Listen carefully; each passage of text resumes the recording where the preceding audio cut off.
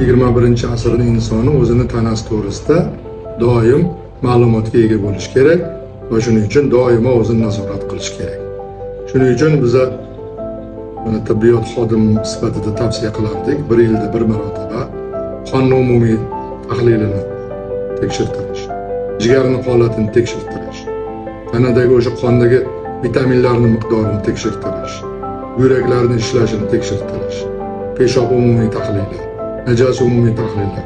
Mana shularni tekshirib, doimiy o'zi to'g'risida ma'lumotga ega bo'lib yurish kerak. Chunki bularning o'zgarishiga qarab turli xil kasalliklarni boshlanish davrini bilib olishimiz mumkin bo'ladi yoki o'sha kasalliklarni oldini olish, ularni profilaktika qilishimiz mumkin bo'ladi. Bu nima kasallik? Masalan, jigarning yog' bosishi.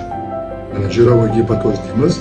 Shu 1-daraja yog' bosish menimcha hozir yer aholisini 80% da bor. Chunki unga o'sha yeyotgan ovqatlarimiz sababchi. Yoki yuraklarda mana tuzning yig'ilishi. Ilgari yoshi ulug'roq odamlarda bo'lardi, hozir biz o'zimiz ana shu amaliyotimizni ko'ramiz. 10 yashar, 12 yashar, 15 yashar kichik yoshdagi bolalarda ham yuragida tuzlarning yig'ilishini ko'rishimiz mumkin.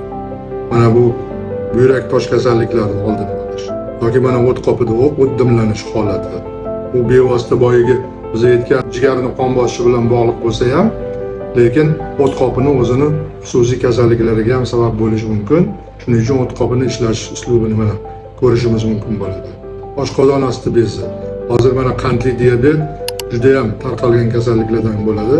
Shuning uchun o'sha qondagi glyukozaning miqdorini tekshirib turish ham qandli diabet kasalligini oldini olish yoki o'sha ratsionimizda bizani yeyotgan ovqatlarimizni biroz korreksiya qilib turishga bizga yordam berib turadi.